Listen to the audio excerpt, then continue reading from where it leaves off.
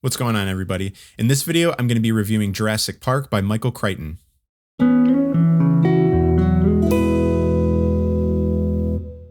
If you don't already know what Jurassic Park is about, Michael Crichton exposed the possibility of what would happen if humans were able to clone extinct dinosaur DNA and bring dinosaurs back to life.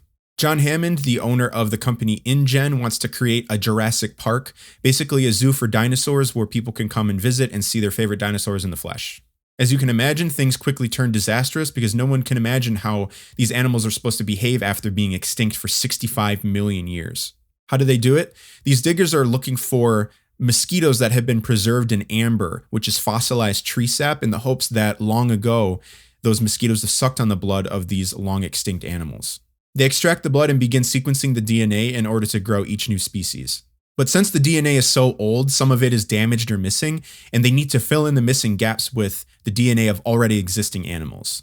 This is very dangerous because, for example, they created all of the dinosaurs in Jurassic Park to be female so that they wouldn't reproduce with each other, but to fill in one of these missing gaps, they carelessly inserted frog DNA into one of the sequences. Some species of frog have been known to change their sex in a single-sex environment, so since all of these dinosaurs were created female, they all have that frog DNA within them. Some of them are changing their sex to male, mating with the females, and consequently breeding more dinosaurs, which is an unforeseen consequence that these scientists at Jurassic Park couldn't plan for because they carelessly put DNA into these dinosaurs, not testing and not caring what the consequences could be.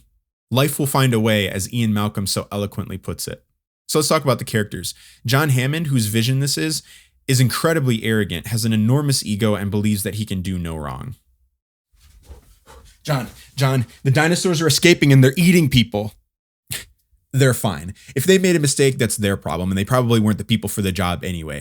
In the next park that I'm making, we're going to be correcting all of their mistakes that they've been making along the way. The book mainly follows Alan Grant and Ellie Sattler, who are a paleontologist and a paleobotanist, along with Ian Malcolm, who is a chaos theory mathematician, and Gennaro, who is a lawyer. All of these people have been invited by John Hammond to the island to sign off on it to make sure that it's safe and reliable for the public, which it absolutely is not safe because all the dinosaurs are escaping from their paddocks and their fences.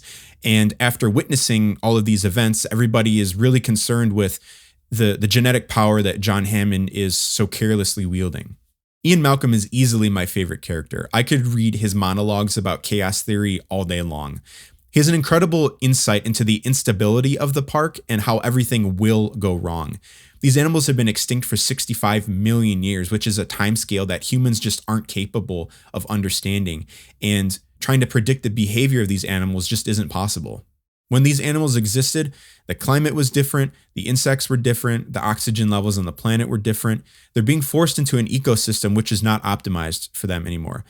Back then, all the animals lived among one another, they hunted each other, and the flora and fauna just created an ecosystem that all worked together.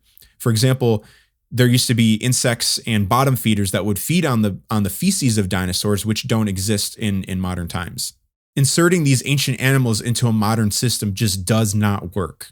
Ian Malcolm gives an example of playing pool on a pool table. If you hit the cue ball, you can pretty much calculate where that pool ball is going to end up based on its speed, its trajectory, the direction that you hit it in. But what you can't account for are the imperfections of the pool table. Maybe it's not completely flat. Maybe the wood on the side of the table has a little nick in it so that if the ball hits that, it might alter its course slightly. Maybe the cue ball isn't completely smooth.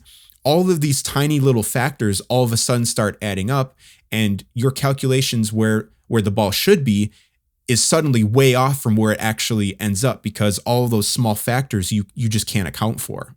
Extrapolate that to dinosaurs, and all of a sudden you've got a bunch of problems that you could never plan ahead for. Making all of the dinosaurs female because you think that they can't reproduce with each other, but then introducing frog DNA into their DNA gives them that ability. Maybe you introduce an insect into the ecosystem that could break down dinosaur feces because that's becoming an increasing problem, but maybe that insect is poisonous to the dinosaurs or poisonous to the plant life that those dinosaurs are eating. Ultimately, you don't know the diet of these animals because everything that exists today did not exist back then. No one working at the park is taking Malcolm's advice and are too blinded by their own arrogance. Chaos. Chaos. Look over there. There's some chaos. There's some chaos off in the distance over there. There's some chaos right in front of me. How are you guys not seeing this? Lex and Tim are Hammond's grandchildren, and different from the movie, Tim is older than Lex, and basically all the traits that Lex and Tim had in the movie are reversed in the book.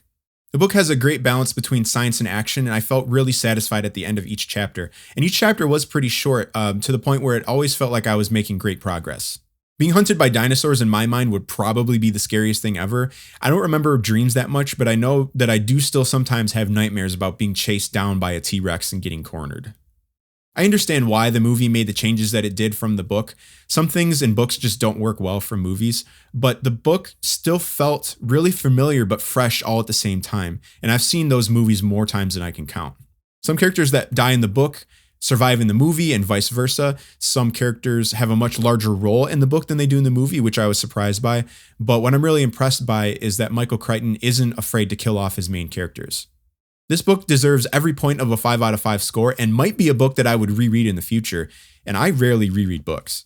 And can we just take a moment to appreciate how beautiful this edition is? It's got this leathery feel to it, which I'm sure they did on purpose to try to imitate dinosaur skin. I've been looking for this edition for months, and I was so happy when I finally found it. The book was a new experience for me, but hit nostalgia in all the right spots. Thanks so much for watching, and I'll see you guys in the next book review video. See you later.